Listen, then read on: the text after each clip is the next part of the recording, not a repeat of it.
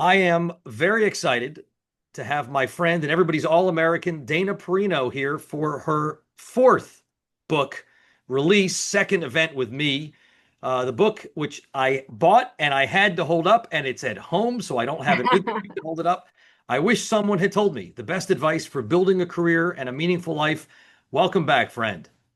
Thank you so much for having me. And I just realized that I left my book on my desk too. So we are flying blind a little bit, but I know Well, that like the back of my hand. I bet So you do, and I certainly I don't dog ear because I listen to it because I always listen to books.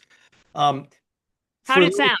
for those who are attending, we'll send out, as we always do, a link. We bought copies for folks who showed up live until we run out, but that's a lot.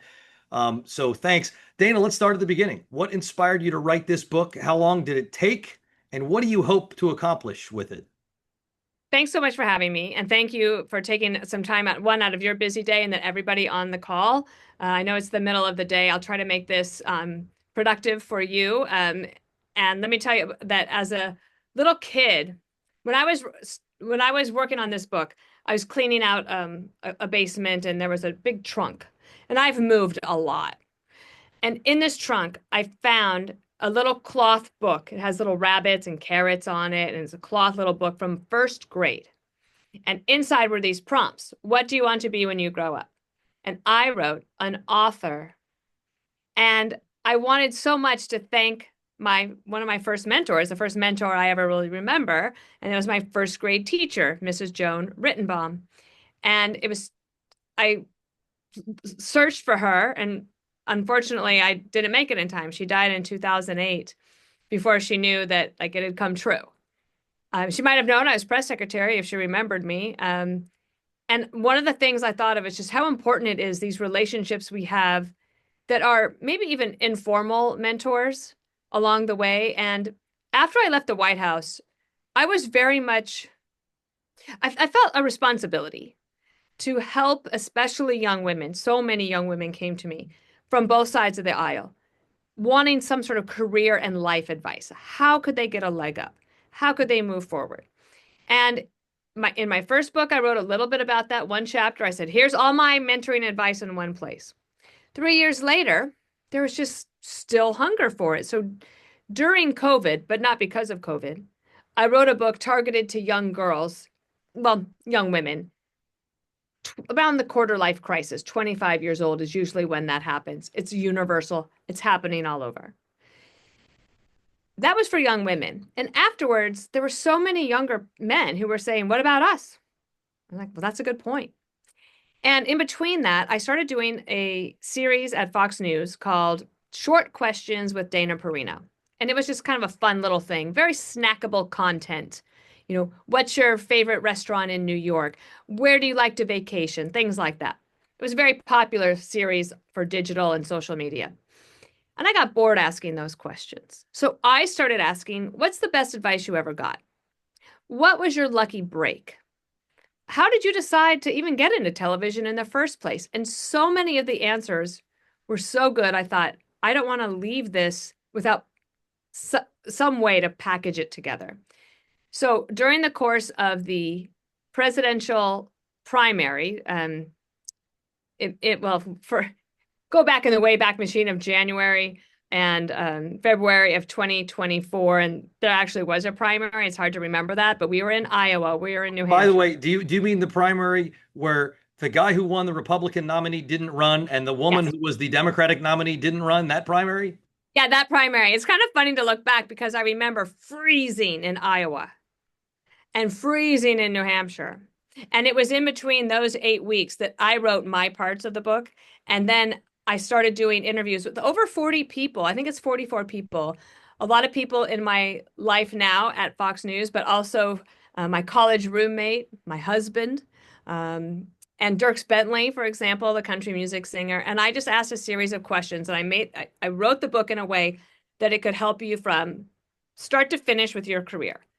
How to know what you want to do, how to get a promotion, how to be the best boss you can be, how to have a meaningful life, even how to retire. And then I have this one chapter I love. Again, I put all my very blunt advice in one chapter called Dana's Do's and Don'ts. I'll tell you one thing I've loved about this rollout of the book. I've done Fox Media Relations. This is a Fox News book, Fox Media book, Fox News. And what comes with that is this incredible support system. And the Fox News Media Relations team, they are incredible. They're so creative. We've had so much fun. But what I thought was great is how many interviews I've done where at the end, the young person says, "Do you mind if I just ask you one question for like personal advice?" And that's been a thrill. I've loved it. Well, I really enjoyed it. As I noted, I did the Audible version because I always do.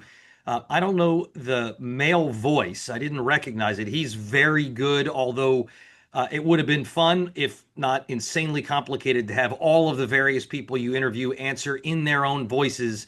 But whoever the guy is, he's a really You good know, voice actor. Jean Becker, who was George H.W. Bush's chief of staff in the post presidency. She does a book. I can't remember the title. I don't know. You might have even had her on your show here, but she does a thing where she goes back and she does all these interviews with people from the 41 world, and they actually got, I would say, 80% of those people to come in and record. That's not easy to do, and No. yeah, I don't have time to do that. So let's go right at the premise. The whole idea is if someone had told me, um, if they had, what would you, Dana Perino, have done differently in your life? And to scare Peter, would you be a different person if you had gotten this advice that you think people want to have early, but might have changed you and who you are? I think that Peter kind of frustrated me a little bit when he answered this question because he said, "I don't wish someone would have told me anything that I would have listened to because then I wouldn't have been here today." But my point is, I wish someone had told me some of these things about how to deal with work-life balance. I think there's great tips throughout how to think about rejection, right? How to think about being the boss, how to manage a situation where you might feel like you were undercut by a colleague, things like that. Things like those things happen. And I think that advice is good. But here's what I really wish, and that I would have paid attention to. I wish that someone had told me not to worry away my 20s.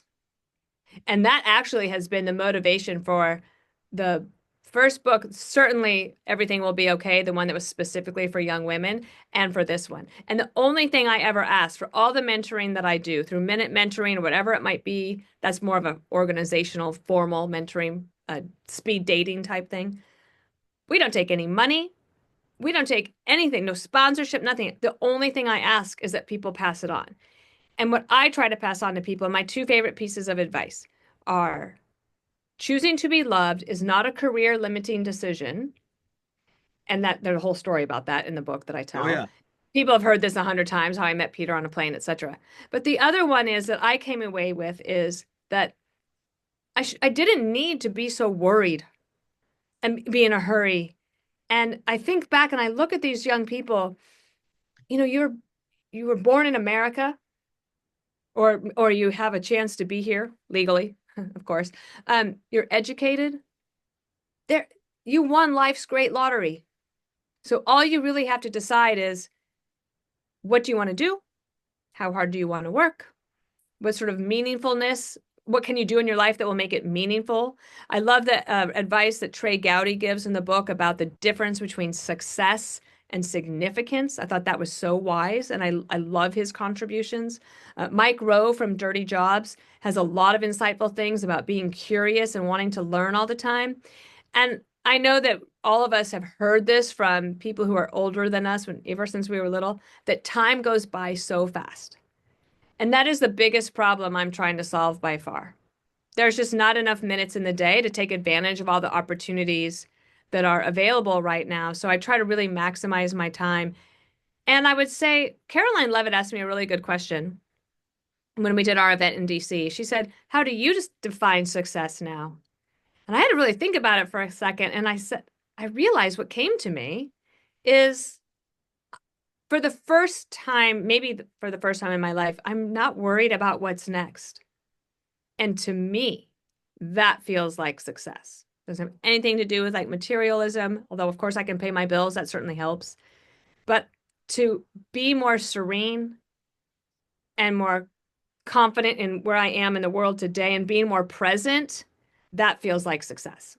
So I don't disagree with that as a great version of success. I do find myself, as I often seem to do in our text, aligning with Peter more, just on the theory of like it, to have that perspective. That's wisdom. And what I wonder about is if my kids, if I can get them to read this 10 times and highlight it and to take notes, it still feels like you need to live it to really Sure. understand it and appreciate it. And when I think about you and your career, if you hadn't been so anxious, you hadn't sweat the details, would you have worked so overwhelmingly hard, so over prepared that you were as bulletproof as you were? And I tend to think that, there is a line out there between very, and you interview some of the people whose advice you shared talk about this sort of productive anxiety and Yeah. destructive anxiety. And that's a really hard line to find. Yes, and I actually think that it might have looked like I had productive anxiety, but there was angst and frustration where there didn't need to be. And if I had some of this advice where I could have channeled that into time spent not worrying, but time spent maybe a little bit more preparing. And also, I'm very open about in my White House years, I was not the healthiest person. Like I barely ate anything. I drank a ton of caffeine. I got so many health ailments during that time, like from an eye twitch. I developed migraines. I had a numbness from my elbow to my finger from the old BlackBerry days. I couldn't sleep without Ambien. Like the ringing in my ear, that was the worst. I could even hear the ringing in my ear while I was sleeping. And the doctor, Dr. Tubb at the White House, you could stop in and see him, and he said, "I promise all of this goes away within 6 months." And he wasn't too far off, although the ringing in my ear took a lot longer, about 2.5 years. And I just think back to some of the things that I wish I'd done. Now, I would say that partly just because of culture today, maybe it's a little bit of the Maha movement. I do think younger people are healthier today in their nutrition choices for the most part. They're drinking less. That might not make the alcohol lobby happy, but that is actually happening. I don't know if that means that they're doing other substances, maybe. But I'll give you one piece of something that I thought was interesting. My current assistant, her name is Kate DePietro. I jokingly called her TikTok Kate last year, and it sort of stuck. And she's a lovely young person. I had met her 2 months before I ever found out that my other assistant was pregnant and about to have a baby. And when we had met, she had read my book and she had some questions. So we went through the questions. And she was having a hard time with work-life balance. She was doing the overnights for Fox and Friends, and that's a tough shift. Yeah.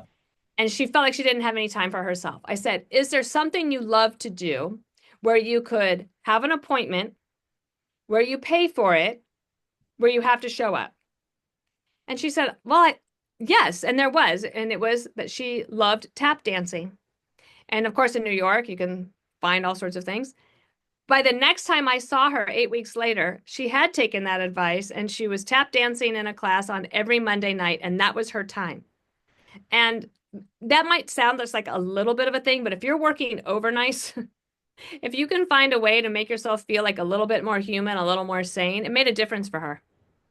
That's great. And it's funny, I don't recall in any of our conversations or the books that litany of health challenges Yeah. in your first job. It's as a rule, the book, you're such a positive person. The book's all this can do, but I'll bet you a whole lot, especially of young women, to learn that a total rock star who seems to have hit the pinnacle of everything was as much of a disaster as they feel. Yeah. Which again, I'm with Peter a little bit.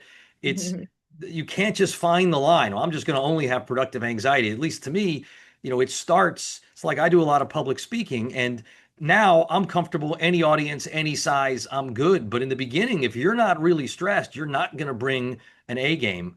Let me ask you, Dana. Dana, you know so many of the people. Obviously, you interviewed people who are part of your life and have been part of your life for a long time. What did you learn you didn't know? Who surprised you? Hmm. I would say, oh, wow, a lot actually. Trey Gowdy is such an incredible person. He's very open about how he has lived his whole life with some fear and how there were times in his career and his life where it threatened to overpower. what he was doing, and there's some pretty amazing things in his book. It's called Start, Stay, or Leave. It's a great book about decision making. Eventually, he talks about finding a way to let fear ride in the passenger seat. That he realized he was never going to vanquish it, but it didn't have to drive. And you could acknowledge, like, okay, I see you, like you're there, and moving on. You know, he tells a story about how Are you sure um, he wasn't describing that scene from Talladega Nights with the cougar in the car? Because you pretty much just I, described that scene. I don't know. I don't think so.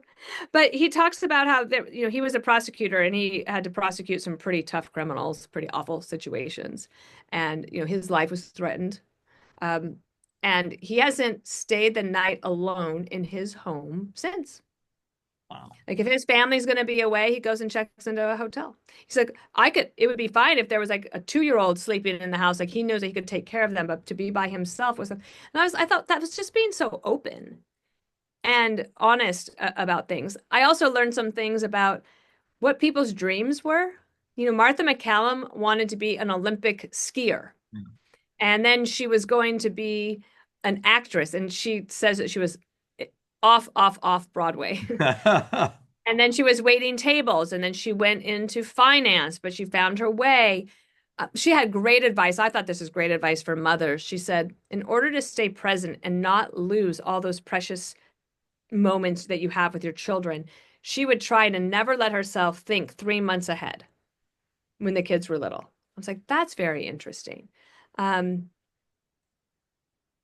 and I think, you know, my college roommate is interesting. She's a wonderful woman. She grew up in Rocky Ford, Colorado, very small town. And first to go to college, very successful Hispanic businesswoman, and now does a huge amount of philanthropy. And to watch her become this confident person who is just so giving, like, and the generosity. And one of the chapters is building a meaningful life. And what does that mean for you individually? And do you act on it? Are you intentional? And Peter and I have a goal where we want to go and do a longer mission trip to Africa. We've wanted to do this since 2009. We spent 2 weeks at a PEPFAR site in South Africa in January or February 2009. And we promised ourselves we would go and do a longer mission trip. And we haven't done it yet. And as I said, time goes fast. So you start thinking, like, are we going to be able to get that done? Or can that change a little bit? Like, can we go and do a mission trip that has high impact? And thankfully, Fox News has been so supportive of anybody who works here. If you have a charitable effort that you care about, like Fox News will get behind it and help you. So there are those things in the book that made me think about what I'm doing in order to continue to grow and experience life to the fullest, which sounds like a little bit of a cliche, but again, to feel success at this moment is not about the next job or the next show or even the next contract, but about feeling like I'm exactly where I'm supposed to be at this time feels really good. Look, that makes a lot of sense. By the way, it's a full-on cliche, but it's not wrong. It's the cliche for a good reason. So it's really interesting hearing you talk about that because one of the things that I was thinking is, you know, this book and the last book are talking about they're aimed at young people building your career. The median age of a Fox News viewer is 69. And when I listen to the advice, a lot of it is the advice that makes a whole lot of sense for the young, anxious, eager to start out. How do I succeed? But to hear you describe it right there as well, there's also maybe the next book. Although you have your strike zone, but maybe the next book is aimed at the people in their Older. in their 60s. Uh, Yeah. Sort of the next chapter. It's something my brother, who I know you know very well, spends a ton of time thinking about.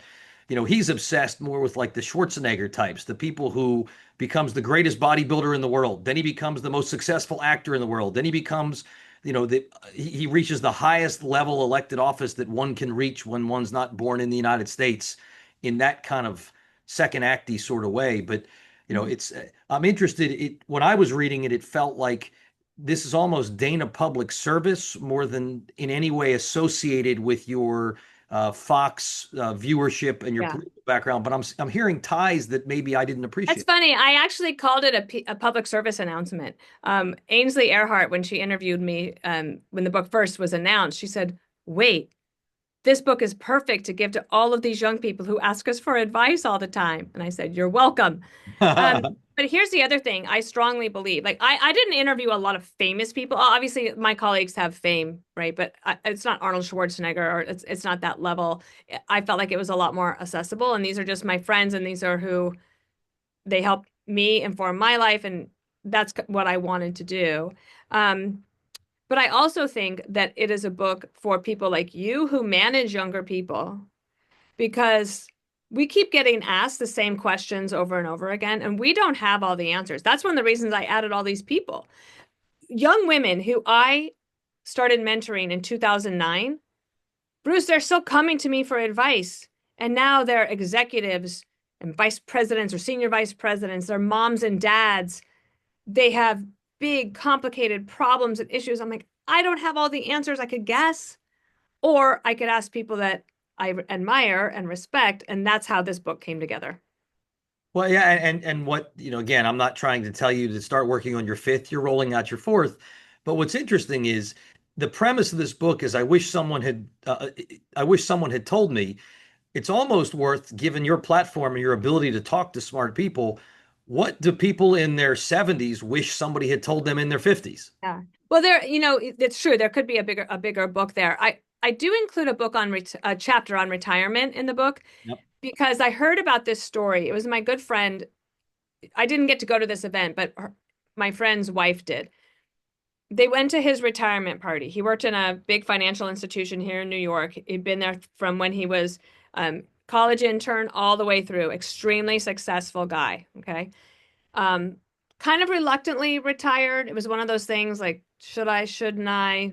Makes the decision. Okay, he's going to go. And what I love about this story is that instead of thinking about what are people going to say to you about you at your funeral, think about what they might say about you at your retirement party. Because at this event, all these people got up to say cheers and this one. And there was a guy there who my friend's husband hadn't thought of in decades. And he got up and he said, "You made all the difference in my life." And he told the story in front of him, and it made my friend's husband tear up. And he got emotional over it because he's like, "Wow, that mattered to you." And I could do mentoring all day long here. I kind of have office hours a little bit. If people want to come and see me, it's not they're not great hours, right? 7:30 a.m. It's my availability. 7:30 to 7:50. That's what I have available. And I will make that time available. I'll put down my phone. I will focus on you. And I'm quick. But I literally could do it all day long, Bruce. There is a real imbalance of these younger people wanting advice. Unfortunately, what they want is for us to say, here's your plan tailored just for you. And if you follow all of these things, then I guarantee you, you will become the White House press secretary. That's what they want. And obviously, we know that none of that's true. Everything is by happenstance or chance, you right place at the right time. All of those things are the case. But what I think that all of us can do as managers or parents or aunts, and I don't have children of my own, but I have a lot of nieces and nephews. Um, it's our responsibility to help them along. They have a lot of anxiety, and it's really unnecessary because they're in a great position. If you had to choose, like, when in the world in history you would like to be born and where, I think you've asked this before in your Yeah. weekly sub. The answer is here, right now. No, you'd rather be an American today, notwithstanding all of the things that we all get stressed about. It's also advice I often give folks, um, which is almost backwards of how you're doing it. Your advice is listen to people's perspective and you'll realize you don't need to be as anxious. Although I think it's hard to, don't think about a monster. Okay, I'm not thinking about, like, I'm still anxious about stuff. My advice when I speak to lots of groups and people say, has it ever been this bad? Is it's always been this bad. You just have to read history. At any Yeah. given moment, people think it's never been this bad. And I started my career, as did you, in the 1990s. And we both remember people were like, man, it's never been this bad. Gingrich and Clinton, and it's so brutal and it used to be better. It's like, when was it better? You think it was better during Vietnam in the 60s, in the 70s? It wasn't. Um, That's what President Bush used to say to me too. Let's say I was preparing him for an interview, and I'd say, "Sir, they're going to ask you about divisiveness in America and what can be done about it." And he would say, "When I came out of college in the late '60s, people were literally fighting in the streets." So yes, the perspective piece is a good one. All right, so it is the season of commencement addresses because I know this because we're going to go to our own youngest's commencement in a week, 1 week Wow! after your birthday. Yeah, I Congratulations. realize that's a true empty nest, although it may be a return to the nest, but that'll help with the dog. If it, One of the things that I perceived about this book is if I were a young person trying to divine wisdom, I think I need to read it about 50 times because there's so much stuff in here. It's rapid fire, so it's easy to digest, but to really appreciate all of it, probably would benefit from a couple of readings. But I'm turning you into our commencement speaker. And as a commencement speaker, as you know, you can't, there's, you're going to have to boil it down. If you were to pick your three college commencement level pieces of advice, and you may have already offered two of them here at the outset, like don't, I forget how you phrase the love thing, but what do you give me your three? I'm given a commencement address and I get three. They are what? Well, I definitely think we have to talk about curiosity. First of all, every commencement speech, and anybody who's on this call, if you have to give one, whatever you think you're going to do, cut it in half. It's unbelievable. I gave a speech. I thought it was so short. I was losing people. I was like, wow, they want to go to the party. Okay, so like cut it in half no matter what, and everybody will be more happy with you. Um, I think being a curious person will help you no end. So I live by the ABL rule, always be learning. So if I'm walking, I'm listening to a podcast. If I want to know a little bit more about, I'm not very good at art, to be honest. I've been trying to make myself a little bit more aware of art. Like it could always be learning. It's no better time to be a curious person than right now.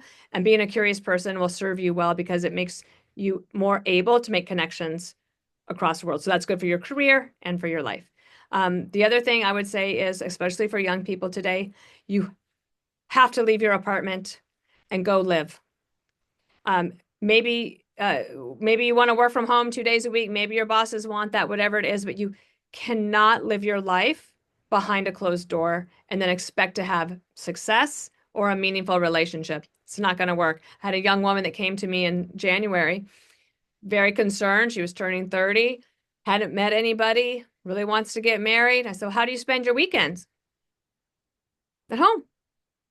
I'm like, and she's not on the dating apps. I said, well, how are you going to meet somebody? She started taking piano lessons. That was one way she got out in the world. Um, and then the third thing is, I do believe that choosing to be loved is not a career limiting decision, is the best advice I can give. And it's based off of the story of a family friend telling me not to give up on the chance to be loved when I met Peter. He's British. He was living in England. He's 18 years older than me. He'd been divorced. He had children from his first marriage. Like all these reasons that me at 25 could have said, that's a bridge too far for me. But what I was really worried about was what everyone else was thinking about me. I was worried about the judgment. And even though we've been told this since we were little kids and we have to learn this lesson over and over, the truth is no one's really thinking about you because they're only thinking about themselves. So make decisions based on what you think is good for you. And always know that if you are an educated American, you can always come back. You can take a risk. We need people to take risks and to go out there and actually live and to get to that place where you feel like you're in the right place at the right time. Well, I like all three of those. And in curiosity in particular, I think sometimes people make the mistake. It's not like you need to go take curiosity classes.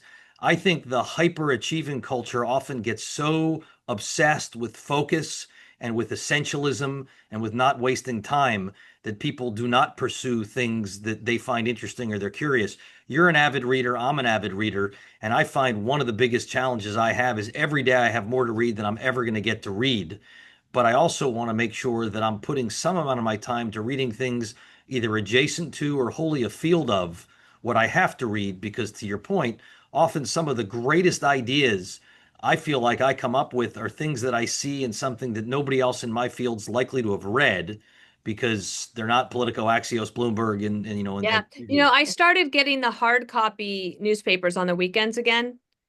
And wow, I am just so much more well read by Monday. It's kind of shocking. I thought that, for years I was like, I'll be digital. No, I got to have that hard copy, and I go through it all. I love the Metropolitan section.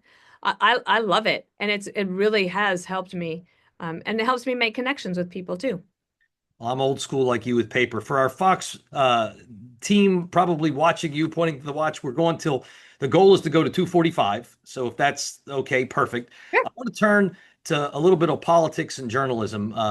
Start with, in part, how I think it relates to a lot of the book and a lot of the lessons of the book. But let's start with the broadest observation that a historic percentage of Americans think that the media is maybe biased or untrustworthy. And I'm interested, do you think the media earned that reputation, or is it just more in the broader slipstream of all institutions have seen an erosion in public trust? Well, it is certainly true that all institutions have seen that erosion. I do remember one time in the press briefing room when I was White House press secretary, President Bush's poll numbers were going down. And I got asked about that in the briefing room. And I remember being able to say, yeah, those numbers are what they are in that poll. But there's only two entities in this town that have lower approval numbers than he does. And it's Congress and you all. And was able to get a little bit of a laugh. When I started my career in local news, I was kind of surprised by my first sort of taste of media bias. I was pretty sheltered, I guess, when I grew up in Colorado. I got to Springfield, Illinois. I was working for the CBS affiliate, and that was the spring of 1995, January 1995. So if you remember, most of us, maybe, I don't know how many people will remember this time frame, but Republicans won everything in 94. And that wasn't just in Congress, it was across the country in the state houses and governor's offices. And I was assigned to the CBS affiliate, and I went to the newsroom. I'm lower than a nobody. Okay. So I'm just listening and learning, and I could not believe the things that they were saying about Republicans. It's like, well, wow, that was a shock to me. And it never ended. And so I've just sort of learned to kind of accept it. I've always had a rule, though, about media bias. One, there's the media bias that you see just from, is it bias or is it an opinion? So there's opinion shows all day long that you can watch. For example, The Five that I'm on, that's an opinion show. The View, it's an opinion show. Then you can watch America's Newsroom, that's a news show. So it depends on your omnivore when it comes in analysis. I love it.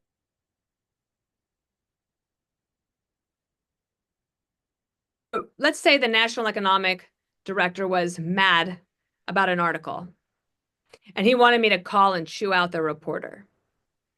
I had a rule. Read it again. If you read the article twice, you'll often go, oh, well, that's not so bad. The headline usually really irritates people. And sometimes you can see this blatant bias. It's like, wow, on either side is wow. And then I've also been enjoying my time as an observer. Like, wow, they think that and you think that. Now, Bruce, you had a chart in your Sunday Substack about the perception gap. Yep. That to me was fascinating because, in fact, I heard from someone this week, like, how can the Democrat on our show, Jessica Tarlow, how could she possibly believe that? How could she believe that? And surely she doesn't really believe that, right? And I was like, wow, she probably thinks the same from her perspective. And I think that being more empathetic and having that viewpoint is really good. I don't know if you want to explain to people that chart. I thought it was amazing. Yeah, the point of the chart is when you ask Republicans what Democrats believe, they tend to presume a level of kind of progressive wackiness way out of line with reality. And when you ask Democrats what Republicans believe, they think they're all kind of a caricature of right-wing lunatics. And I think a lot of that is the media we consume. A point, I don't know if I want to write this op-ed, but a point I keep making, and I put it in this last Sunday Substack too, is that all trust is local. That Yes. if stuff is presented to you only through a media lens, you guys are in one of the most competitive businesses on the planet, the media, you guys. And as a result, if you put something that's bland, people won't watch, they won't click, they won't stay engaged. So the old "if it bleeds, it leads" has been a truism in the news business. But then let me ask, taking the concept of the book to the political journalism, if somebody had told the political media, like, what in retrospect do you believe, if there's anything, might the broader political media have known that would have allowed the media to be in a different place that would be better? Or is the media right where it's supposed to be? We're in an era of populist, anti-institutional mistrust, and that just is what it is. And media is an institution. Hmm. I think trusted brands still matter. Um, I live in fear that I'm going to be the first one to air a deep fake video that causes like a major event. I live in fear of that. And I feel like it's getting harder and harder to tell. And especially with like voice AI stuff, for example, where you can imitate somebody's voice and you could start a war. I mean, that kind of thing really concerns me. And so being slower, not rushing, being willing to take a moment. We're checking. Um, I tend not to do too much on X anymore. I don't react to first reports on any story because you have to wait for these things to settle down. There's got to be another side to this. Let's see. And so I trust the people that I work with here to be doing all of those things. One thing I think is a problem, and I share this concern with Mike McCurry, who was Bill Clinton's Love Mike. yeah, Mike's amazing. One of his press secretaries. One of the things that happened since I was a press secretary, even maybe even earlier. So all these news outlets used to have reporters all across Washington in the cabinets and in the agencies, right? DOJ and DOD might be the only two that still have this. Maybe Treasury too. Maybe. I think. But it's more diminished. And all the focus is on the White House briefing. Do you know how much stuff is happening all across? How much stuff is happening all across the government? You mean to tell me nothing happened at the Interior Department for 4 years during the Biden administration? You mean like not? Let me ask you. I was at an event. You give big speeches. I gave a speech to 1,500 people that are business people. I said, can anybody in this room name for me the person that was the cabinet secretary for USDA under Joe Biden? Not a single person raised their hand. Nobody could do it. And you look back and like, was nothing happening at the Department of Agriculture for 4 years? The focus is way too much on the White House itself. Now, some presidents might like that. But I think journalistically, that's a problem. And the other thing is, you used to have a lot of blue collar people.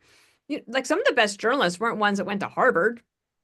They were the ones that were like smoking cigarettes and like at the bar, like finding out, like writing those great sentences, like some of those great journalists. I think the being too insular, also email. This is, I know it's efficient to send a request in. Hi, what is your comment about this? Okay, and then I'm going to send you back my response.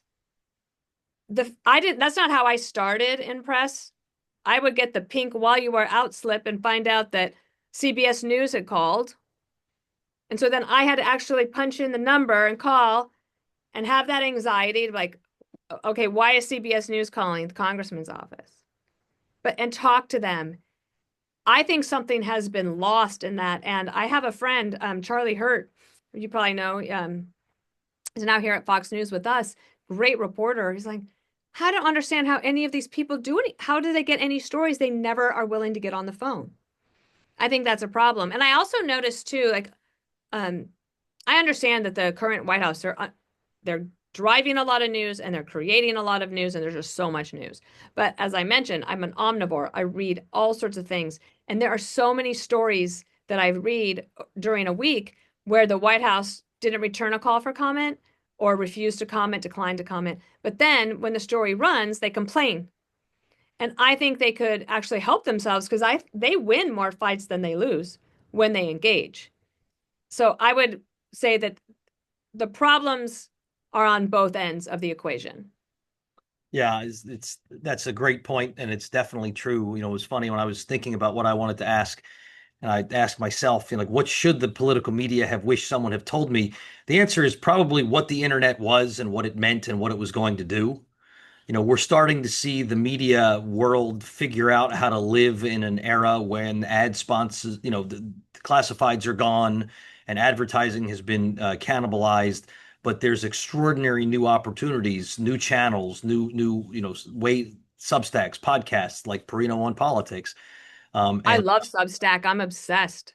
yeah, no, my middle son's girlfriend is a journalist, and she and I go back and forth about whether it's the golden age of media, which it is for you and for me, because unlimited access to unlimited smart people who no longer are overseen necessarily by editors who force fit things.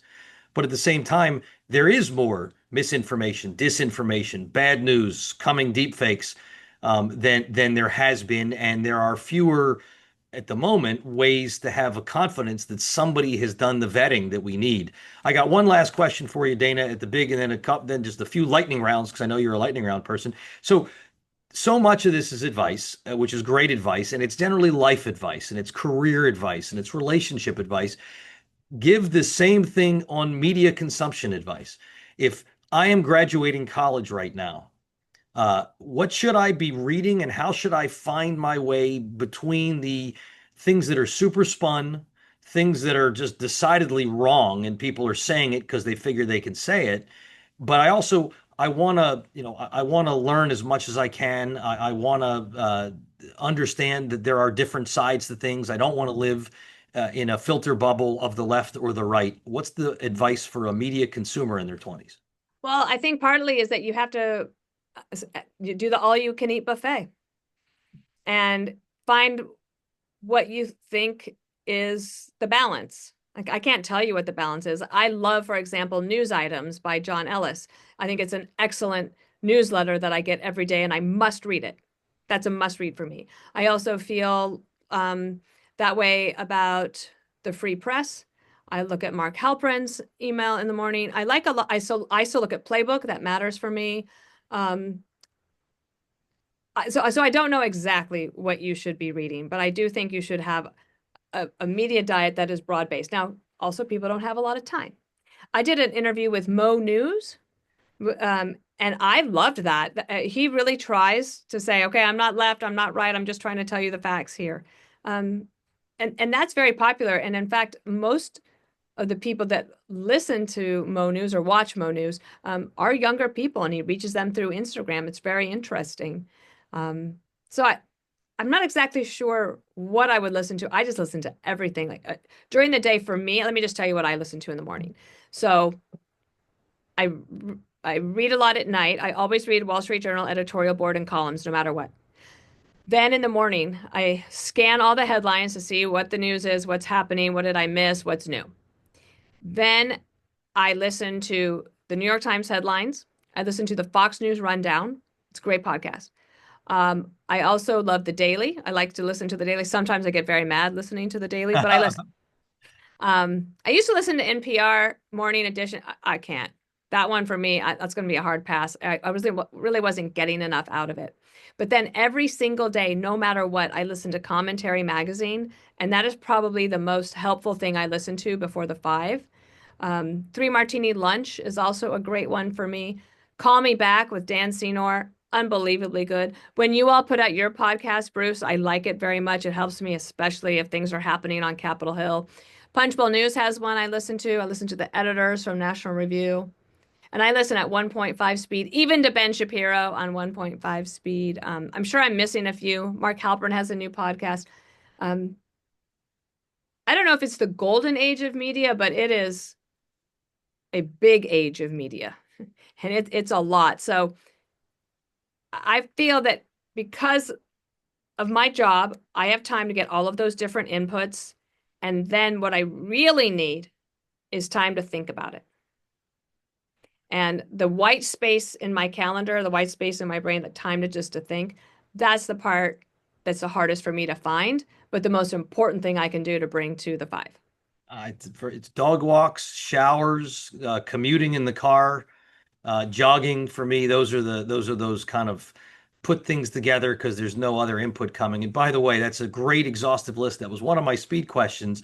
I'm not sure that our goal, your goal of making young people feel less anxious was helped by that tidal wave of stuff you listen to in the Yeah, but that's not their job necessarily, right? So like group. my job is information consumption and distillation and then analysis. So that's my job. Fair point. And I think the most important advice that you gave there is have a balanced media diet. Mhm. Best book you've read recently? Go as a River by Shelley Reed. Also Green Dot, that was excellent. But I was so thrilled. So Go as a River, who recommended it? Oh, Ann Patchett on her Instagram page. She's an author that I love. She recommended Go as a River. Whatever she recommends, I'll buy. So I bought a copy. I could not believe this book. It is so amazing. And I did something I never do usually.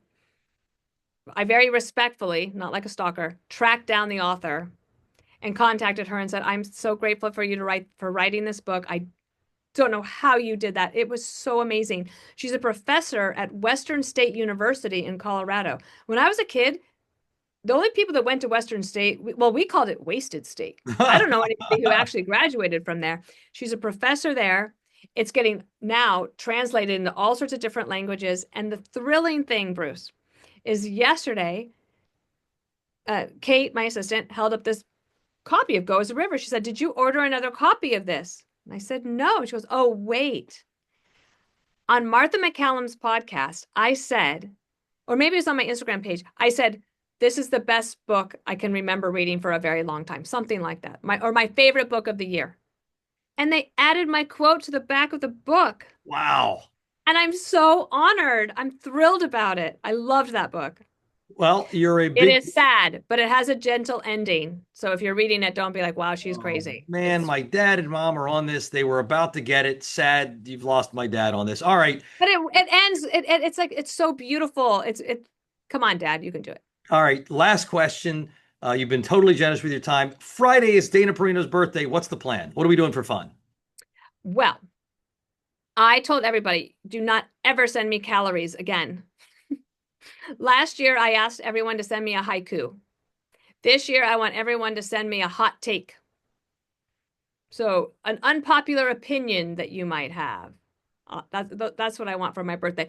Very small, not a big birthday, thank goodness. But you know what's interesting? That when you write a book and then there's articles about your book or about you, you do interviews. It's journalistic practice to say Dana Perino, comma, um, Dana Perino, comma, age, comma, whatever. And that's a weird thing. Yeah. Well, happy It's a birthday. higher number. Happy birthday. I will be up in the city for your birthday, but not stalking you. I'm going to a family wedding. Um, thank you, Dana, for making time. Great to Thank you. see Thanks for you. having me. Love the And book. thanks I for think doing what you everybody do. here will love the book. It's definitely a perfect gift to give a new graduate. But Thank you. frankly, I think there's a lot of timeless lessons in there too. So you've been I do generous. too. Thank you, Dana. All right. Thanks, Bruce.